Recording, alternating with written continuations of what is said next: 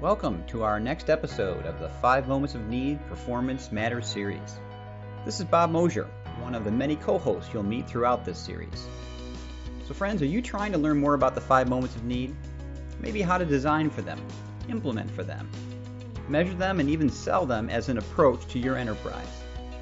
Well, in the Performance Matters series, we will help you better understand the theory and best practices behind this powerful methodology.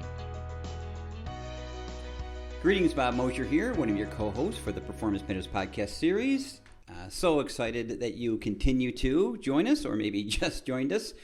We do hope you find these podcasts helpful in this really exciting and powerful discipline of the 5 moments of need, workflow learning, performance support. In fact, today's a very special episode, friends. I ask a little bit of patience. How's that? This is our 75th episode. 75. Really incredible. I had no idea we'd go at this long, to be honest, friends, but we have seen the viewership or our listeners grow over the years now, and we are hoping that this is helpful. And in this one in particular, friends, I'm going to ask a little forgiveness and a little help. I'm reflecting back on the 75 episodes, friends. In fact, I'm reflecting back on almost 20 years of my time in this business. To get a little bit of history here, September 6th, which is actually tomorrow? Yeah, tomorrow. I will celebrate my 41st year in education. 41 years. That's insane. And Dr. Gottfredson has eclipsed 50 years in this remarkable business. And I will start by saying I don't regret any of it. I love what we do. And I am excited about what we can continue to do. But today I want to talk a bit about some challenges, some frustrations that I've seen and we've seen in the business. And frankly, friends, I love your feedback. I know you can give feedback to these podcasts in the podcasts themselves. You're also welcome to email us, bob@applysynergies, all one word, .com, applysynergies.com. You can go to the 5 Moments of Need website, www.5momentsofneed.com. Give feedback there. This is one where we really want to have a conversation, frankly, which I know podcasts don't lend themselves to so much, but I really would love some feedback. Here's where I want to go with this. And again, you're going to have to allow me to rant here a bit and hopefully share some insights and maybe pose a few challenges. Because here's the thing. I've been in corporate learning for 36 years. I was in public education here in the States, as we call it, for the first 5, but then I entered corporate learning in the early 1990s. And here's what I want to share with you. I have heard 4 things almost since that very first day. Literally. 36 years. We need a seat at the table. We meaning L&D. We need a seat at the table. And number 2, ROI, return on investment. Really hard to do. Super, super hard to do. We've had Kirkpatrick, we've had Phillips, we've had a whole host of wonderful folks that have run it measurement, but darn it, we still don't know how to do it well. And we find it really hard to do. We hate being order takers. Is any of this sounding familiar? And something that goes kind of hand in hand with that, a 4th thing is, why aren't we more involved earlier in conversations around the strategic initiatives in the companies we support? Why are we so downstream? Why do people come to us with, I want 5 days of training on leadership, or fill in the blank, right? E-learning, whatever, right? And they come to us with the die already cast. In other words, we're not involved strategically. Well, friends, here's the thing. How much of that is our own fault? This is the classic, whoever said it, the definition of insanity is doing the same thing over and over again and expecting a different result. Well, friends, I got to be honest with you, that's what we do in L&D too often. If these 4 things resonate with you at all, if these 4 things still exist within our industry, what are we not doing that would have changed them? And here's where I think we get fooled. There's all kinds of cool technologies. There's all kinds of neat, initiatives and so on. And as you've heard us pound in this podcast over and over again, the reality is, friends, as my father used to say, lipstick on a pig is still a pig, if I may use that metaphor. We haven't changed the narrative. We haven't changed the deliverable. We may have changed the modality. We may have upgraded the technology. We may have changed some acronyms. But the reality is, we still are in the training business almost exclusively, if not alone. Even though we've changed and updated our approaches, if you look at our deliverables, and if you obviously know the 5 moments of need, that's why you're probably listening, we have not budged outside of new and more in the 36 years I've been at this, honestly. So here's my frustration, friends. Why not? Why? Because we can. This whole podcast is going to be about why we can and should. This whole series has been about why we can and should. Yet it frustrates me that we still sit where we sit, vulnerable on the P&L, on the cut line every time when times get tough, not seen as an investment, but as an expense. And candidly, friends, that is mostly our fault. It's mostly our fault. Because although we've tried to change the deliverable and the whatever those things are called, we've not changed the narrative or truly changed the outcome. Let me give you 6 things that I want to see how they resonate. Would any of these 6, if not all of them, change the way you're seen to those you support?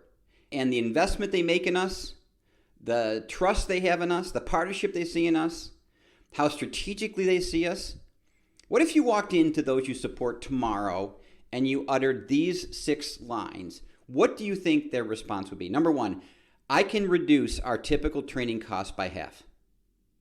In any program that we're going to do going forward in 2023 and 24, I can reduce the typical training cost of those initiatives by half. Number 2, at the same time, I can also reduce the training time, the time away from work, by half, at least. The time people have to stop working to learn, which is a massive investment in every organization. An ROI number we don't track well enough, right? If I have to stop and take a class, I'm not working. I'm not working. So you lose that time for me as a productive employee, candidly. So we can reduce the training time, the training footprint by half, and therefore a whole bunch of things like cognitive load, other kinds of things that we understand in education. Number 3, we can reduce the time that people then stop working and searching by 20% at least.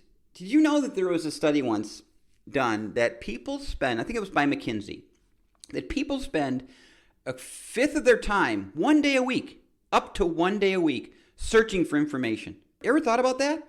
People spend 1 working day, 1 paid working day, searching for information a week. And a lot of times they don't find the right thing. Total waste of time, total waste of money. We can reduce that considerably. Number 4, we can reduce the time to competency. This is, by the way, why we do what we do, right? We're not in the training business. We're in the productivity business. We can reduce the time it takes for someone to be competent in their job, again, by half at least. We once knew of an onboarding program that took people 18 months to be competent. Competent doesn't mean that they get it. Competent doesn't mean they pass the class. Competent doesn't mean they're compliant. Competent means they are doing the work on their own, no help from others. That's competent. We can reduce the time to that by half. How about 2 others? Number 5, what if we enabled employees to be more self-reliant and agile as they deal with a constant change that's going on without having to come back to be retrained? No retraining. What if we could help employees stand self-reliant beyond any training effort so that they not only don't need as much training, if any, but they can stand self-reliant and improve, their self-efficacy is higher, they're better productive employees. Number 6, I don't know what goes on in your company, but what if you said, we can reduce the information chaos throughout this organization by taming all of the repositories, all of the websites, all of the Google searches, all of the knowledge bases, all of the content. I mean, my gosh, you guys. It's SharePoint. Come on, SharePoint? I'm not knocking SharePoint. I'm knocking what we do with SharePoint and what SharePoint's become in most organizations.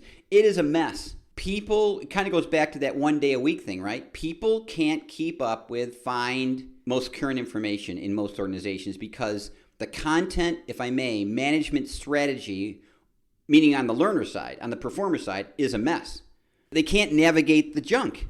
What if we could reduce that? Get that under control. If you walked in and said those 6 things, reduce time by half, reduce training by half, reduce time to competency by half, reduce people's searching time, make them self-reliant and self-learners so that they don't have to come back to as much retraining or training at all, and get the organization's information ecosystem under control so it's efficient, current, easy to search. Guys, I'm sorry. I don't know any line of business owner that's going to say, nope, I want 5 days of leadership training. I don't know one. But see, here's the thing, friends. We are not, oh boy, what's the word? Brave enough to back those promises. It can be done. It is being done. Workflow learning, 5 moments of need, performance support is proven to validate all 6 of those things I just said. You can do these things. I'll give an example, friends, just on the idea about saving time for training, the lost productivity thing. We recently did a cost justification analysis for an organization doing a large rollout. They're in retail. They're opening up a whole bunch of stores. $23 million. The reduction in the footprint of training, the time lost to time away from work, the ability to onboard people faster to new responsibilities and roles, $23 million in savings. That pays for most L&D departments by a lot. That's on one project, friends. So, guys, you can tell I'm ranting here. But here's my frustration. It's like we're moving the chairs around on the deck of the Titanic. I have been screaming this, and not just me. Guy Wallace, David James, Con Gottfredson, Chris Hoban, Alfred Remitz. Guys, I can go on and on. These are friends, colleagues, and respected folks in our industry have been screaming this from a mountaintop for, at least in my case, almost 20 years. Why don't we as an industry listen? Honestly, why don't we as an industry change? Now, guys, I think it starts with us reframing our purpose. We're not in the training business. We've said this 1,000 times. You're in the performance enabling business, right? This is the whole ROI thing. We have to get away from being forced or measured by consumption and rather be measured by output. And that's a problem. But to be measured by output, we have to shift our deliverables, our methodology, our approach to something that's different. If we want to not be seen as order takers and an expense on the ledger paper, then we have to be seen as someone or an organization that delivers things that return an investment. So if you look at yourself as a performance enabling organization and then step back and take a hard look at your tools, I know I did. They're not performance enabling tools. They help, right? And something we have to start communicating with those we serve and understand within our own teams, within our own design, our technologies, our development, is that training alone has never been enough and will never be enough. I'm going to say it again. Training, now I'm being careful here, friends. I'm going to come back around to this in a minute. But training alone, which is, again, friends, if you look at our deliverables, don't be fooled by technology. LXPs, LMS, e-learning, virtual instruction, handheld mobile. Friends, don't be fooled by the deliverables look and feel, frankly, right? You have to look at the content and the design. Most of those things I just mentioned are new and more training deliverables. And yes, they are cool. They're efficient at that. There may be cost savings involved. Guys, I get all that. But what we've been tricked into thinking is that they do more than just train, and they don't. They don't. They're training modalities that help mix things up differently, change the economics. Guys, I get all that. But the reality is they have not moved the dial or how we're seen or our impact any more than the days when you walked into a classroom and a teacher had a blackboard and chalk, for those of you old enough to know that. It is still a training deliverable. And again, that's okay. I want to get back to that. Training alone is what I said earlier. Training alone. Guys, sometimes Con and I and this whole movement is seen as attacking the classroom, devaluing the classroom, saying the classroom is, dare I say, wrong, bad. It's not. It's spectacular. For what it is needed to do and what it does best, it is spectacular. Here's the problem. here's the elephant in the room. If we step back as an industry, I think we will agree with this. Number one, it carries too much burden. Therefore, we overteach. Every designer, every trainer knows this. It's the thing we say in dark corners when we're alone and no one else is listening. We overteach way too much. We put way too much in the classroom. It carries way too much of a content burden. 5 days of leadership training. Are you kidding me? But here's the problem, friends. If we're a one-hit wonder, and I don't care what the modality is, if what we make first and primarily and maybe only is a training deliverable, we will never get any other outcomes than training. And again, that's where this whole movement's been going for me, friends, for 15 years.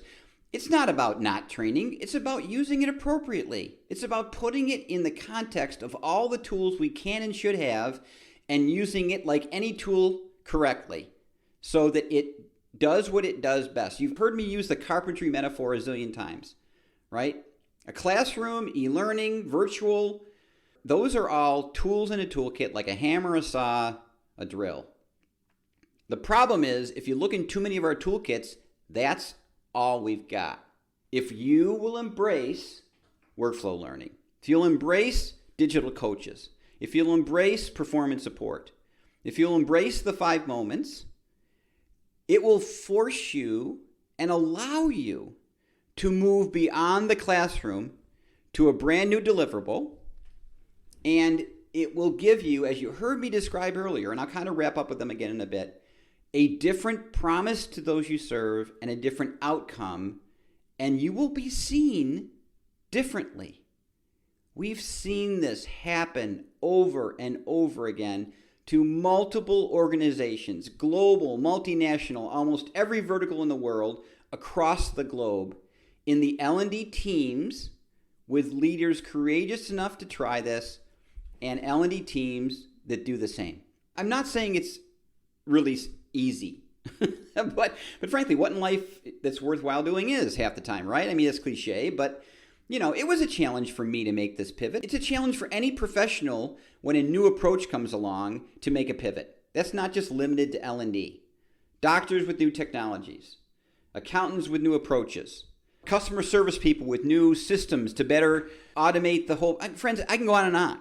But here's the reality. Most of those industries have changed, adapted, and frankly are still around and are probably more productive than we are. We have remained mired in a training-first mindset for almost our entire existence. When someone walks in our office and says, I'd like 5 days of training, all too often our answer is, sure, I can do that. That has to stop. And this is where I love the conversation to go. Obviously, on top of reacting to what you heard so far, what keeps us from doing this? Let's be brave enough, you guys, to have a frank conversation amongst our peers as to why we're not doing this. Is it fear? Is it price? We don't have the skills? Maybe we don't see the value. I hope I've made a pretty strong case for why the value's there, but maybe I haven't. Maybe we don't see it. Obviously, training alone is safe. It's what people ask for all the time, so it doesn't appear to put us at risk. But friends, think about this. In the 36 years I've been at it, L&D has been at risk since the first day I got in it. We've been fighting for our values since the first day I got in it. We've been trying to prove ROI, oh my gosh, as long as I can possibly remember. And when times get tough, and for many of you they are right now, we are one of the first to get cut. What does that say about our value? People don't want, friends, this is where I'll wrap it up. Organizations don't want training. They want results. And they think training gets them there or begins it for them. But honestly, guys, if you ask most everybody that are clients, they'll tell you that they even know that, training's okay. But I mean, what else would I do? There's the rub.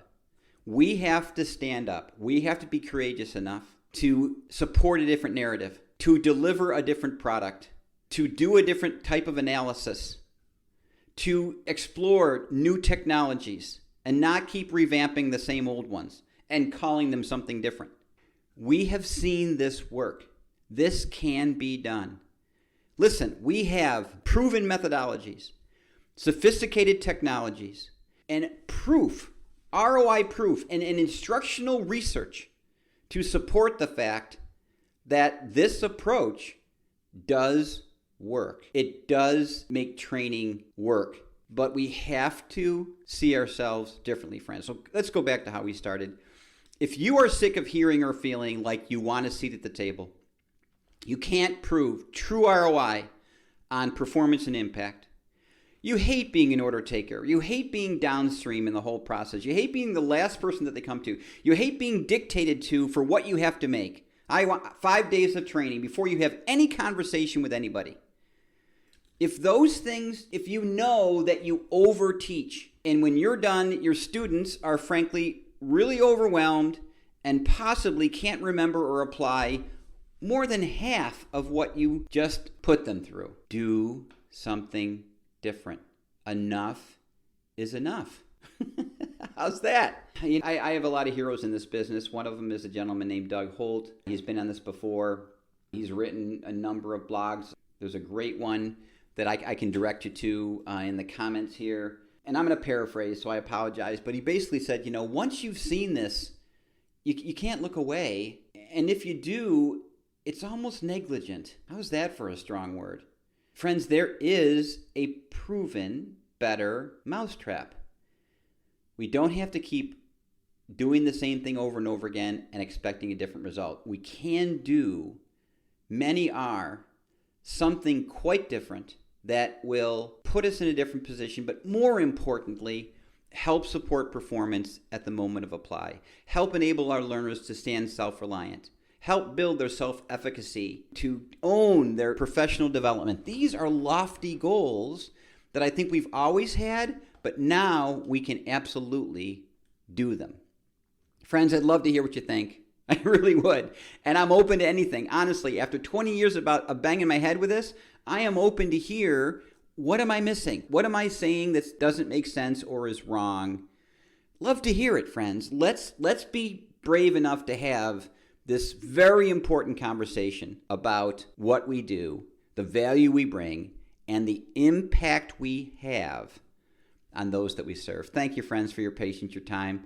Hope the information was a little challenging, helpful, and let's continue the dialogue. Until next time, thanks. Well, that's it for this episode of the 5 Moments of Need Performance Matters series. We look forward to future conversations around how to best put the 5 moments of need into practice. We welcome your feedback and can be reached on Twitter using my Twitter handle at BMOSH, as well as our 5 Moments of Need website, which is www.5momentsofneed.com. We hope you're finding these helpful and will subscribe to future episodes. Have a great day, friends.